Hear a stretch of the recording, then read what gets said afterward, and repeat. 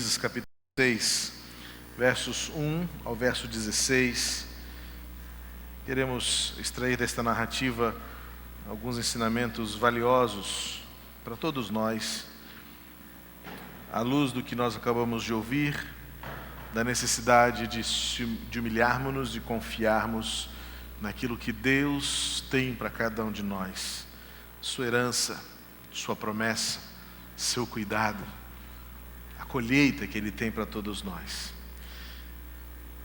O livro de Juízes narra o tempo de transição entre o patriarcado, Abraão, Isaac, Jacó, a liderança de Moisés, Josué, até que finalmente chegamos às narrativas históricas dos reis que lideraram o povo de Deus.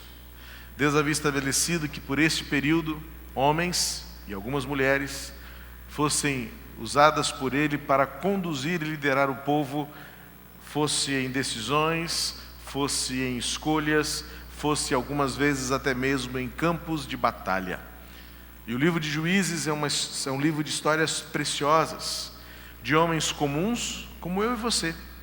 Aliás, nós precisamos aprender e aceitar o desafio de ler a Bíblia e compreendê-la e aceitá-la como sendo um livro que narra a grandeza de Deus, usando pessoas tão comuns quanto você e eu. A Bíblia não é um livro de histórias de heróis, ou muito menos de super-heróis. A Bíblia é a história de homens que apenas escolheram confiar e obedecer. E é isso que traz a riqueza daquilo que a Bíblia trata como impossível. Porque tudo aquilo que aos olhos da humanidade se revelavam como impossibilidades, se tornaram possibilidades não pelas habilidades do indivíduo, não pela sua sagacidade, pela inteligência, mas sempre pela grandeza do amor e do poder de Deus. A Bíblia é um livro que, na sua inteireza, trata de questões pertinentes ao nosso dia a dia, com respostas claras e objetivas para os nossos mais profundos dilemas. Não é meramente um livro de autoajuda, um livro de sabedoria proverbial ou humana, mas é um livro que trata do grande poder e do propósito que Deus tem em amar a humanidade, em transformar as pessoas e trazê-las de volta para o plano original. E no livro de Juízes, dentre tantas narrativas preciosíssimas, em que conhecemos um pouco mais de homens e mulheres que foram usadas por Deus neste período de transição entre a liderança de homens como Abraão, Isaac, Jacó, José, Moisés, Josué, chegando então depois aos reis que conhecemos. Vamos encontrar histórias de homens como Sansão, como Débora, como Jefté. E agora, nesta noite, queremos aprender um pouco com este homem chamado Gideão. Talvez um dos líderes que ocupa a maior parte do livro de Juízes, uma extensão maior é dedicada a ele, talvez pelo momento e importância dele na história da vida do povo de Deus, e a experiência que ele viveu em passar pelas lutas, viver um tempo de dúvidas, viver as pressões das oposições, mas vencer. Porque ele aprendeu a confiar e a ter certeza naquilo que valia a pena. O livro de Juízes, capítulo 6, versos 1 ao 16, vai narrar um pouco, um trecho, um momento dessa história de Gideão, mais especificamente o seu chamado, quando Deus o ergue no meio do povo, quando Deus o encontra tentando esconder-se para finalmente ser colocado à frente do povo, liderando o povo contra os midianitas, conduzindo o povo a uma vitória surpreendente, a uma vitória improvável, a uma vitória matematicamente impossível. Mas Deus assim fez e agiu. E o que Deus fez com Gideão traz-nos lições preciosas de como Deus pode e quer agir na nossa vida também. Com base nesse texto, nós podemos aprender que Deus nos dá certezas que nos conduzem à vitória. Diz assim o texto em Juízes capítulo 6, versos 1 ao 16. Mas os israelitas voltaram a fazer o que era mal aos olhos do Senhor, e este os entregou nas mãos dos midianitas durante 7 anos. Os midianitas eram mais fortes que Israel, e por isso os israelitas fizeram esconderijos nos montes, nas cavernas e nas fortalezas. Porque acontecia que quando Israel semeava, os midianitas, os amalequitas e os outros povos do leste invadiam suas plantações. Acampavam na terra e destruíam as plantações até chegarem a Gaza, e não deixavam mantimento em Israel, nem ovelhas, nem bois, nem jumentos. Subiam com seus rebanhos e tendas, vinham em multidão como gafanhotos. Tanto eles como os seus camelos eram inumeráveis e entravam na terra para destruí-la. Assim Israel se enfraqueceu muito por causa dos midianitas. Por isso os israelitas clamaram ao Senhor. Quando os israelitas clamaram ao Senhor por causa dos midianitas, o Senhor lhes enviou um profeta que lhes disse: assim diz o Senhor, Deus de Israel: eu vos fiz subir do Egito e vos tirei da casa da escravidão. Eu vos livrei das mãos dos egípcios e das mãos de todos os que vos oprimiam. Expulsei-os de vossa presença e vos dei a terra deles. E também vos disse: eu sou o Senhor vosso Deus. Não temais os deuses dos amorreus, em cuja terra as habitais. Mas não obedecestes a minha voz. Então o anjo do Senhor veio e sentou-se sobre o carvalho que estava em Ofra, que pertencia ao Abiesrita Joás. Seu filho Gideão estava malhando trigo no tanque de espremer uvas para escondê-lo dos midianitas. Então o anjo do Senhor apareceu a Gideão e disse: o Senhor está contigo, homem valente. Gideão lhe respondeu: ah, meu Senhor, se o Senhor está conosco, por que nos aconteceu tudo isso? Onde estão todas as suas maravilhas que nossos pais nos contaram, dizendo: não foi o Senhor que nos tirou do Egito? Mas agora o Senhor nos abandonou e nos entregou nas mãos dos midianitas. O Senhor virou-se para ele e lhe disse: vai nesta tua força e livra Israel das mãos dos midianitas. Não sou eu que estou te enviando? Gideão perguntou-lhe: ah, meu Senhor, com que livrarei Israel? A minha família é a mais pobre em Manassés, e eu sou o menor na casa do meu pai. O Senhor novamente disse: eu estarei contigo, e tu derrotarás os midianitas como se fosse um só homem. Deus abençoe a palavra dele no meu e no seu coração. Deu para você perceber o cenário que o povo de Deus estava vivendo. O início deste capítulo vai mostrar que os israelitas insistentemente, recorrentemente, voltaram a fazer o que era mal aos olhos de Deus. É difícil a gente estabelecer uma relação de causa e efeito na nossa vida hoje. Nós somos muito criativos, nós vamos com o nosso pensamento muito longe e nós acabamos elucubrando situações que nem sempre retratam a verdade. E algumas vezes até causamos danos maiores do que os fatores externos ou internos poderiam causar, como fruto da nossa capacidade imaginativa de, como a gente costuma dizer, de encontrar tomada no focinho de porco. Mas o fato é que muitas vezes nós realmente estamos colhendo frutos concretos das escolhas que temos feito. Esta relação de causa e efeito, ela é até certo ponto perigosa, porque nós também podemos atribuir tudo o que está à nossa volta a esta relação quase que na nossa mente matemática, de que tudo o que fizemos de mal tem uma paga maligna e tudo o que fizemos de bom tem necessariamente que ter uma recompensa. Mas a gente sabe que viver com Deus nem sempre é matemática humana. Nem sempre viver com Deus é esta relação de troca, em que tudo bem, tudo mal, tudo mal. Muitas vezes Deus nos surpreende.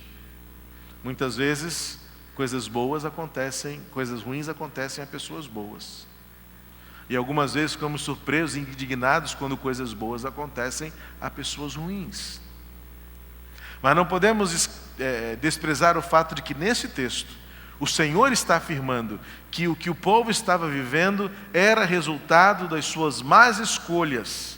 E objetivamente o povo estava colhendo frutos amargos porque em algum momento afastou-se de Deus.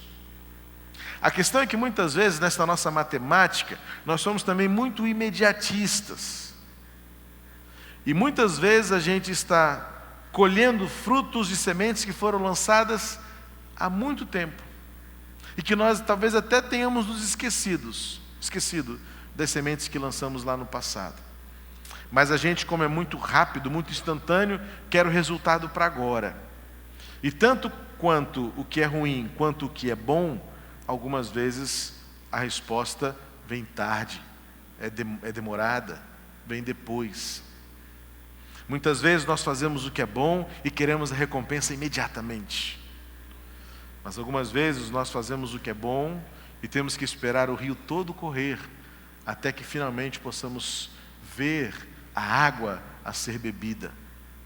Por outro lado também, nós achamos que o que estamos sofrendo hoje tenha sido consequência de uma decisão imediatamente anterior ao fato, e muitas vezes nós precisamos recuperar lá atrás uma escolha ruim, uma decisão errada, um passo em falso que demos e que depois de tanto tempo acabamos colhendo um fruto amargo dessa decisão. Como eu disse, esta matemática não é exata, não é precisa, não é tão clara quanto nós gostaríamos que fosse, cartesiana quanto muitas vezes nós exigimos que a vida seja. Mas o que nós não podemos contestar à luz desse texto é que nós sempre colhemos os frutos das nossas escolhas. O apóstolo Paulo já disse isso em Gálatas capítulo 6. Não se esqueçam, Deus não se deixa escarnecer. Tudo que o homem semear, isto também ceifará. E Gideão estava diante de um grande desafio, porque o seu povo estava agora colhendo o amargo de uma decisão que havia sido tomada há muito tempo. Anos haviam se passado. E diz o texto que o povo fez o que era mal aos olhos de Deus. Naquele contexto, e ao ler o Antigo Testamento, vamos perceber que o que de mais comum o povo fazia, que era mal aos olhos de Deus, era esquecer-se de Deus, era afastar-se de Deus, e era buscar solução e respostas em ídolos ou deuses falsos, esquecendo-se do Criador, esquecendo-se do Deus soberano, do Deus único e verdadeiro, o eterno, o único. Então Deus, diz o texto, que o Senhor entregou-os nas mãos dos midianitas. E agora então, no capítulo 6 até o versículo 7, o cenário é tétrico, o cenário é trágico, é caótico. Parece-me que o escritor de Juízes faz questão de tentar intensificar o drama, e ele diz que eles pareciam gafanhotos, que vinham em multidão com camelos inumeráveis e destruíam tudo que estava pela frente. E não restava uma saída para o povo: fugir e se esconder. É claro que essa história muitas vezes se identifica com a minha história e com a sua história. Em algum momento nós também tomamos a terrível decisão de nos afastar de Deus, de nos esquecermos de Deus, e talvez de tentarmos montar os nossos próprios esquemas. E não aos midianitas, mas muitas vezes Deus nos entrega aos nossos próprios desejos, Deus nos entrega aos nossos próprios planos, para que de alguma maneira Ele nos permita aprender com os nossos próprios erros. O duro é quando nem isso nos é suficiente para aprender a mudar, a alterar o curso da nossa história. E alterar o curso da nossa história é objetivamente voltar. Voltar ao encontro com Deus, voltar a estar com Deus, voltar a ter comunhão com Deus.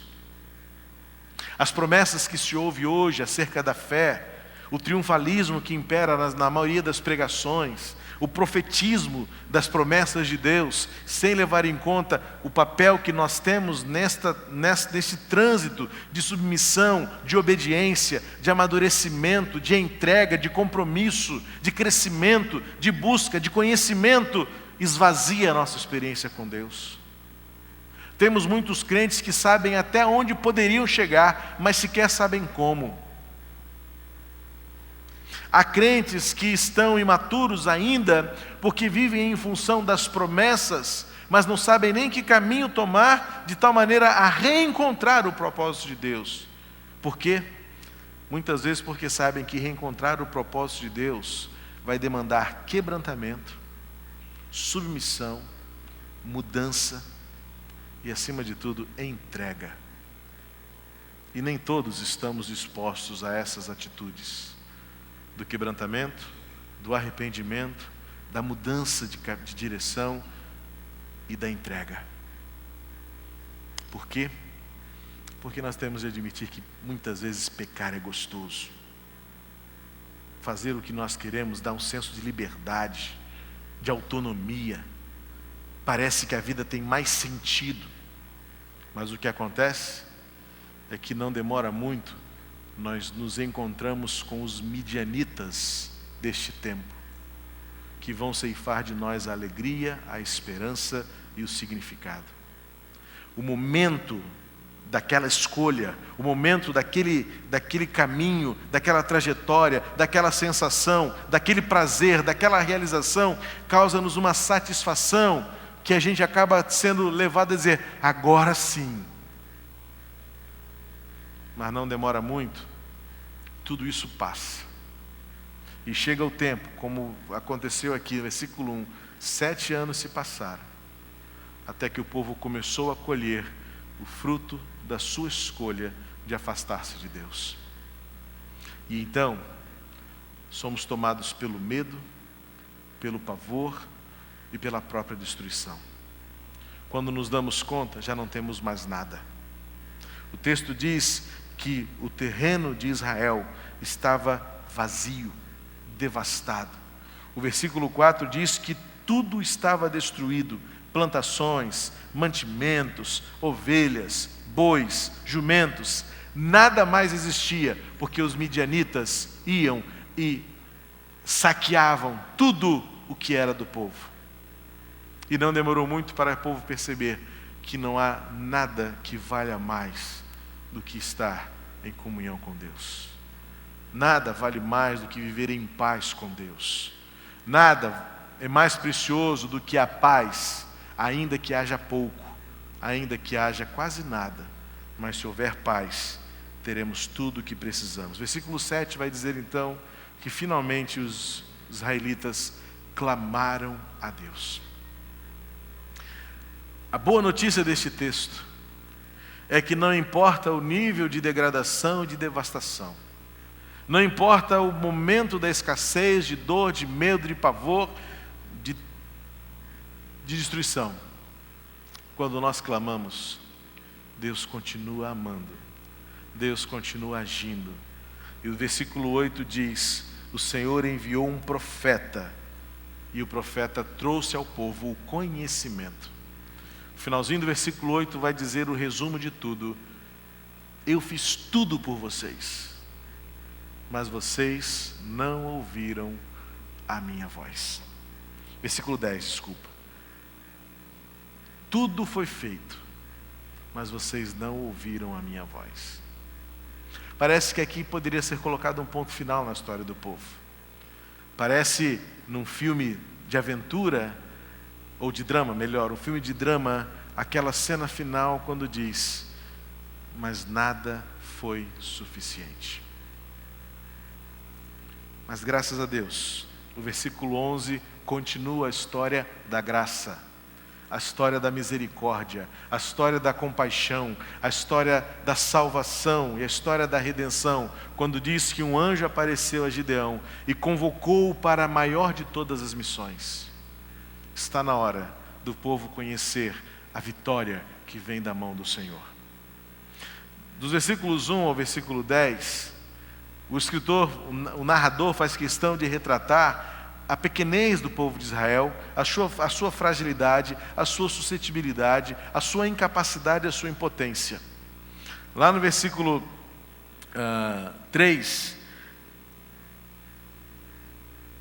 versículo 5, vai dizer que o povo midianita vinha e eram tão numerosos como gafanhotos, e diz, eles tinham tantos camelos que eram inumeráveis.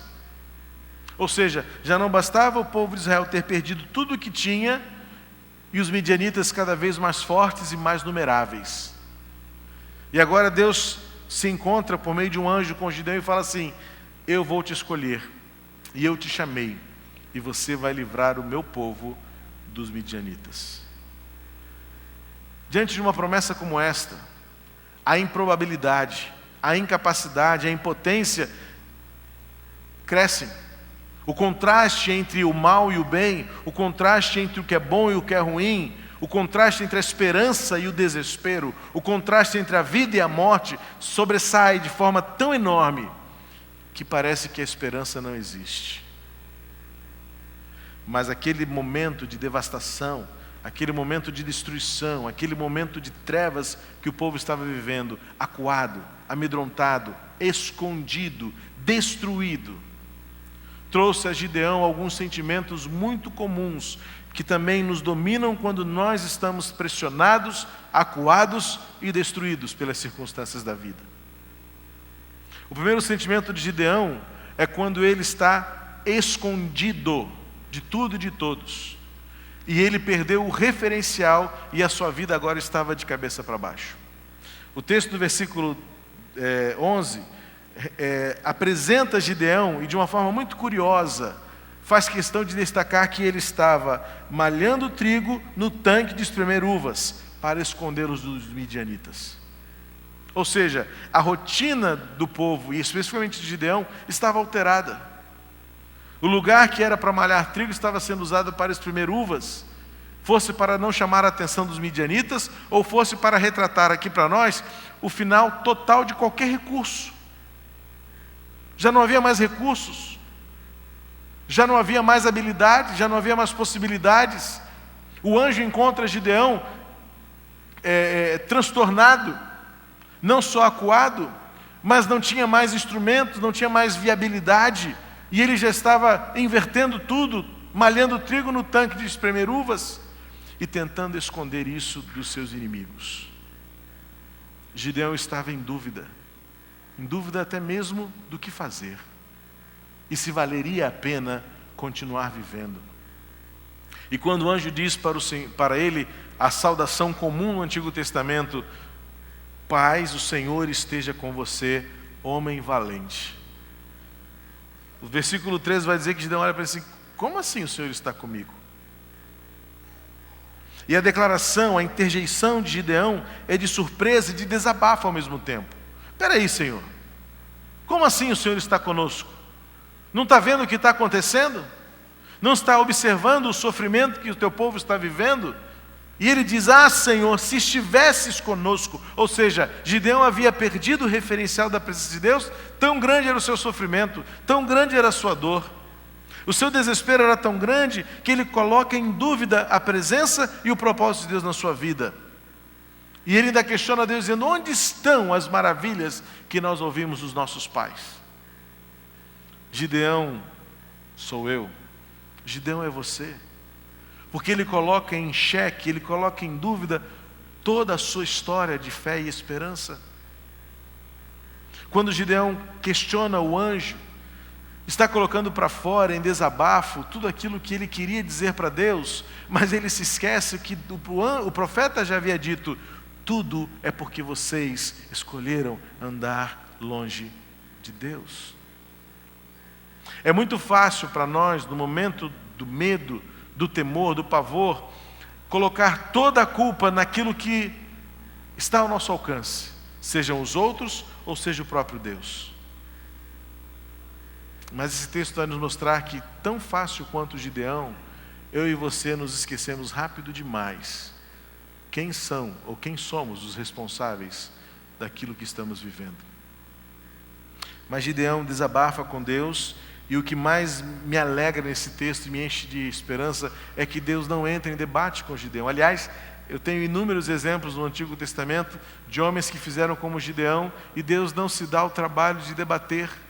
Deus não se dá o trabalho de gastar tempo se explicando, porque Deus é. E cabe-nos a nós tão somente compete-nos exclusivamente dizer ou confiamos ou não confiamos pelo que está por vir. Nós é que gastamos tempo nos nossos debates teológicos, tentando dissecar e discernir o infinito, conhecer o eterno, desvendar os mistérios do universo, e então vamos nas nossas teorias, nos nossos achismos. E já pensou se Deus parasse para tentar explicar tudo de novo para Gideão? Deus fala somente para ele assim: Gideão, ou você confia, ou não temos mais para onde ir. Diante daquele medo, a certeza que Gideão deveria ter, e Deus estava restaurando isso na vida dele, era a certeza de que Deus estava presente. As circunstâncias não tiraram o propósito de Deus na vida do povo. As circunstâncias não mudam quem Deus é e o que Ele quer. E lá no versículo 14, o Senhor vira-se para Gideão e diz: eu estou te enviando. Você pode pensar que eu abandonei, você pode pensar que eu não estou, você pode achar que eu não ligo, mas a solução está agora entre nós. Ou você confia, ou não temos sentido prosseguir. Gideão agora está sendo colocado diante de uma decisão: confiar e ter certeza de que as circunstâncias não mudaram quem Deus é e não mudarão os propósitos de Deus para o seu povo. Desde o começo, desde o início, Deus tinha tudo perfeitamente ligado e conectado. E o povo só estava sofrendo o que estava sofrendo, porque em algum momento afastou-se, ignorou, rebelou-se o propósito de Deus para a sua vida. Mas há também uma certeza que Gideão precisaria ter: quem ele é. Quando Deus o chama e o convoca, versículo 15, ele questiona Deus de novo e fala assim: ok, sou eu então, mas como é que eu vou fazer isso? E ele dá razões muito plausíveis, muito coerentes, para se justificar de que não era ele a pessoa certa. E imagina como muitas vezes a gente fala: Senhor, o senhor está errado, não sou eu não, acho que o senhor errou de endereço, deve ser na casa do lado. E ele fala assim: por que eu? Porque a minha família é a mais pobre da tribo de Manassés, que já não era uma tribo muito importante. Por que não foi lá para ajudar? Por que não foi lá nos levitas? O pessoal do culto lá deve ser bom, deve ter um poder danado lá, naquele pessoal que vive no tabernáculo, adorando, cantando, tocando chofar. Ou então na tribo de Judá, de onde virá o rei. Vai lá, Senhor, lá que estão os fortões da nossa linhagem. E ele fala: e ainda mais, nessa tribo, a minha família é mais pobre. E se olhar para a minha família, eu sou o menor, o de menos importância. Gideão olha para si mesmo e diz assim: não sou eu, tem alguma coisa de errado. Ele olhava para si e não era possível medir o que Deus pode fazer na vida dele. Era necessário então que Gideão tivesse a certeza de que, independentemente de quem ele é, ou de como ele está, acuado, assustado, escondido, Deus estava convocando, Deus estava chamando, e quando Deus chama, Ele tem poder para usar. Seja você quem for. A certeza da presença de Deus, a certeza de que Ele pode e quer usar você e transformar a sua vida, e a certeza dos planos que Deus tem para nós. O versículo 14 e 15, Deus dá uma visão geral do seu plano. O plano depois se esmiuça e se detalha nos próximos capítulos, quando finalmente no capítulo 7, Gideão vence 10.000 homens com apenas 300 homens. É por isso que Deus já havia dito: você vai vencer como se fosse um só homem, porque comparando 10.000 com 300 é nada. Mas por que dessa forma? Para que o povo nunca achasse que a vitória veio das suas mãos.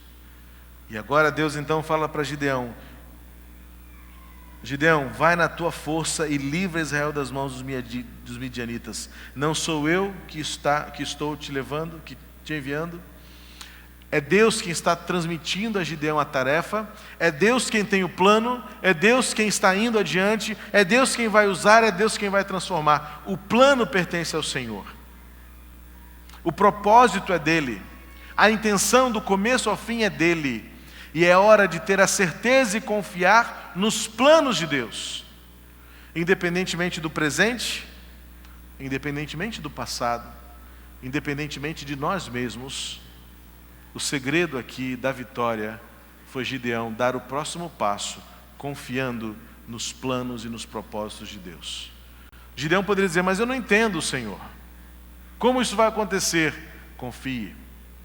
Tanto Gideão precisava de ter certeza, porque depois desta conversa, vem aquela história famosa do velo de lã. Gideão entra na barraca e fala assim, Senhor, se o Senhor estiver realmente comigo nesse negócio, eu vou deixar o velo de lã lá fora. E quero que o sereno da noite molhe tudo em volta e o velo fique seco. Gideão acordou no dia seguinte e falou assim, ok, aconteceu, tudo molhado em volta e o velo seco. Mas Senhor, vamos para uma conta-prova agora. Eu vou dormir na próxima noite e no dia seguinte eu quero ver ao contrário, o velo molhado e tudo em volta seco. E Deus mostrou novamente o poder que Ele tem. Gideão foi incrédulo até o fim, foi duvidoso, foi questionador, foi fraco, mas mesmo assim na sua fraqueza, Deus fez acontecer.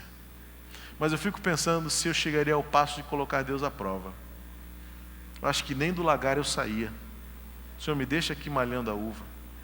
A gente tem eu já disse outras vezes, a gente tem esse ar soberbo hoje, como a gente sabe a história até o fim, a gente fala assim, Gideão era um homem de pouca fé, ficar fazendo provinha com Deus. Vai lá no lugar dele. A gente se acha muito bonzão hoje, porque a gente sabe a história do início ao fim. E a gente olha para Pedro e fala assim, Pedro foi fraco, negou Jesus 3 vezes. Judas foi um mané, negou Jesus, que, poxa, depois ainda foi se matar, cara burro. Vai a gente se colocar no lugar dele. Quantas vezes eu fico tremendo de medo de se eu estivesse lá, naquele contexto, eu não estivesse também batendo palmas para a crucificação de Jesus, com as minhas esquisitices. E me volto para esse lugar aqui e falo assim, nem desse lagar aqui eu fugia. Talvez até corresse do anjo com medo de assombração. Porque assim somos nós hoje. Nós temos muito mais dúvidas do que certezas. A nossa fé ainda não é suficiente para nós olharmos as circunstâncias e confiarmos no Deus que está presente, apesar da tragédia. Olhamos para nós mesmos e não conseguimos descansar e confiar que Deus tem um plano para nós, sendo nós quem somos, estando nós onde estamos, ou tendo feito o que fizemos. Olhamos para os planos e questionamos, dizendo, será, Senhor, que isso vai dar certo? Mas se Deus está conosco, a vitória virá. E é o que então termina o versículo 16. Eu estarei contigo. Queridos, esta é a verdade mais valiosa desta e de tantas outras narrativas em que Deus, no Antigo Testamento, cuida do seu povo e dá ao seu povo vitória. Não houve uma vez sequer em que Deus, garantindo a vitória, garantindo a sua presença, estando junto com o povo não venceu. Nas circunstâncias mais improváveis, nas circunstâncias mais inóspitas, nas circunstâncias mais insólitas, nas maiores impossibilidades, quando Deus disse, eu estarei com você, tenha certeza, a vitória virá. Portanto, há um contraste glorioso no início e no final deste trecho que lemos, porque a história depois continua. O versículo 1 diz que os israelitas fizeram o que era mal aos olhos do Senhor. O versículo 10 vai intermediar o negócio dizendo assim, vocês não ouviram a voz de Deus. E agora o versículo 16 vai terminar dizendo, mas mesmo assim eu estarei com você. Não era por merecimento, não era por nada que fizesse jus aos israelitas, mas é sempre e tão somente por quem Deus é. E foi a sua presença, foi a sua direção, foram os seus planos. E nenhuma vez que Deus disse, eu estarei com você, Ele falhou.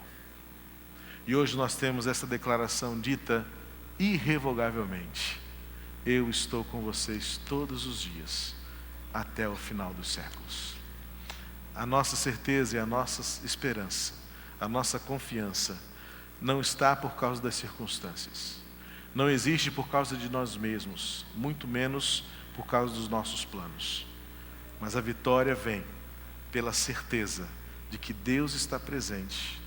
a certeza de que Ele quer nos usar e a certeza de que os planos dEle existem para dar certo. E quando Deus estabelece os seus planos, nada, nem ninguém pode mudar. Jó disse isso. Na harmonia da palavra de Deus, Jó declarou exatamente esta expressão no seu livro, no capítulo 42. E eu sei que nenhum dos teus planos podem ser mudados. Que Deus nos dê certeza, não importa o que esteja acontecendo, não importa a tragédia que esteja devorando a nossa colheita, precisamos nos voltar para Deus, retornarmos a Ele, confiar na sua presença, confiar na sua escolha, confiar nos seus planos, e Ele estará conosco até o fim. Feche seus olhos agora e olhe para dentro de si mesmo. Olhe para o tempo que você está vivendo e as circunstâncias que você está enfrentando. Talvez algum midianita esteja em sua vida. Talvez os seus campos estejam sendo devastados. Seu coração, sua mente, ou quem sabe sua família, seus recursos físicos, sua alma cansada. Mas talvez seja assim, frutos de escolhas, resultados de sementes que você lançou há algum tempo, em que Deus deixou de ser Deus na sua vida.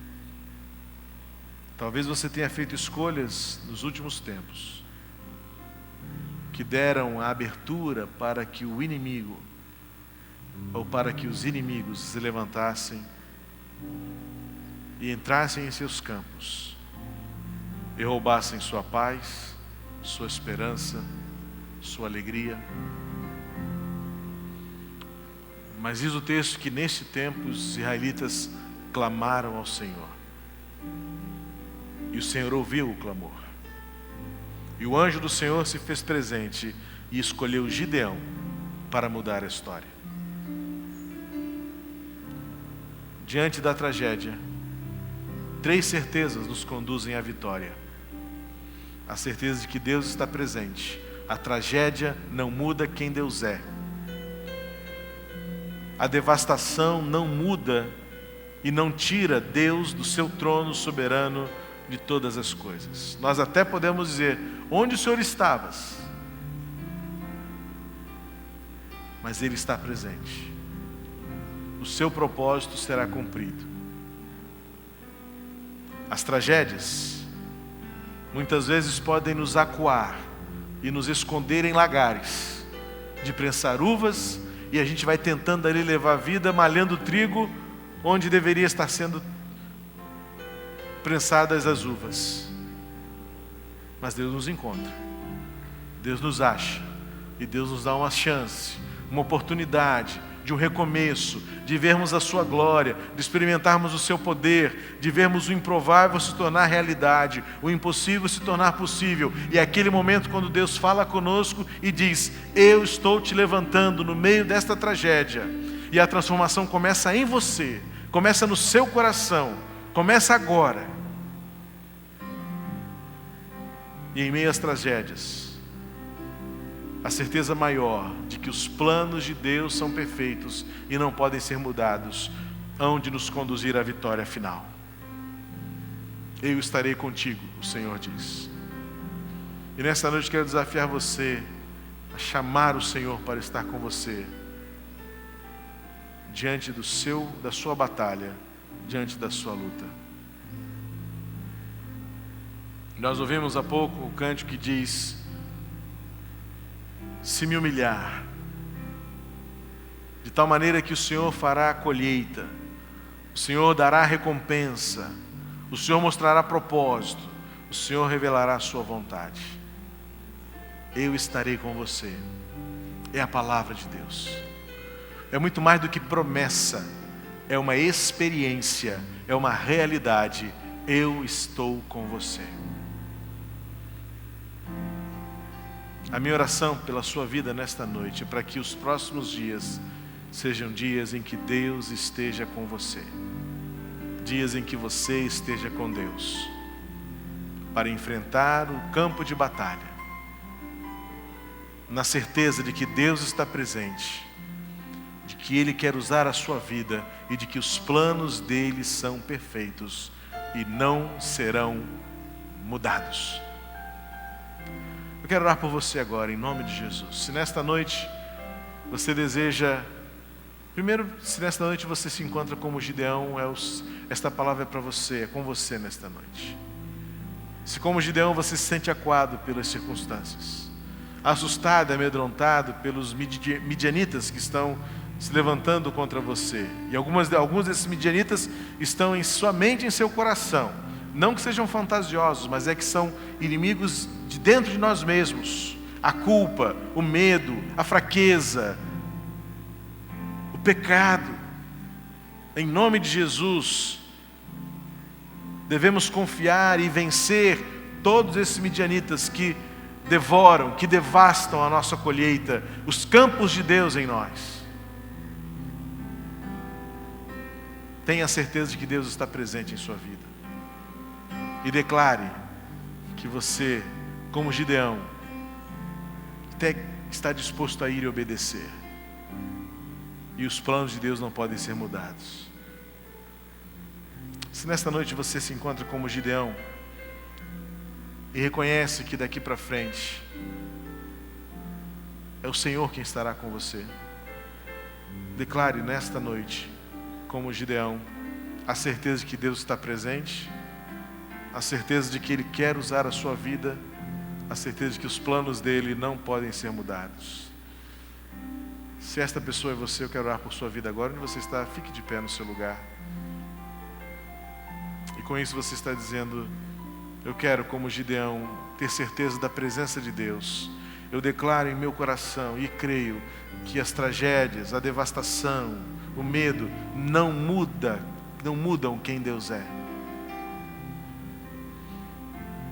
Nesta noite, como Gideão, eu reconheço que sou pequeno, que sou fraco, que sou o menor.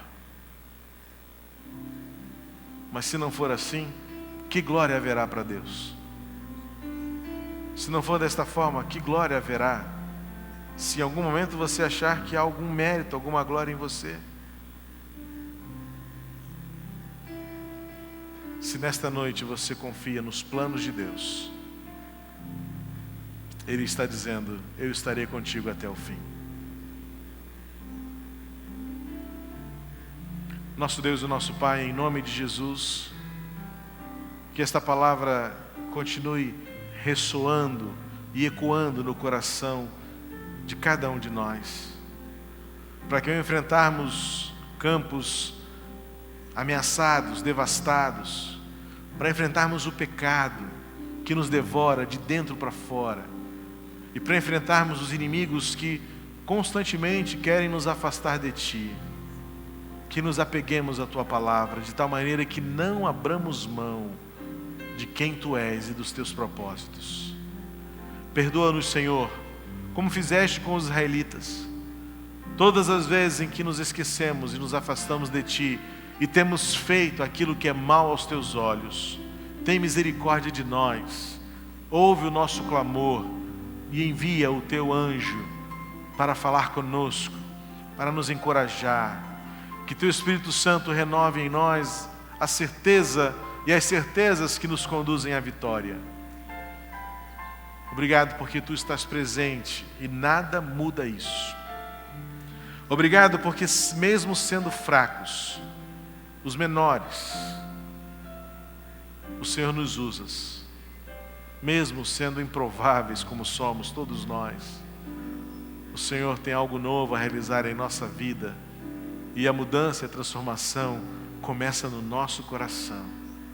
Obrigado porque o Senhor continua levantando Gideões nesta geração, por meio de quem o Senhor queres mudar as circunstâncias, transformar as pessoas, mudar vidas à nossa volta. Usa-nos como fizeste com Gideão. Mas para isso nós queremos, em nome de Jesus, pelo Teu Espírito Santo, ter uma última certeza de que nada muda os Teus planos e que Tu estarás conosco até o fim. Fortalece-nos e que possamos testemunhar que não há outro Deus como Tu, e que, como fizeste sob a liderança de Gideão com o Teu povo, Tu também nos conduzirás em vitórias, baseados na certeza de quem Tu és, de quem nós somos e de que Tu estarás conosco até o fim. Em nome de Jesus. Amém e amém. Vamos todos ficar de pé e vamos louvar ao Senhor.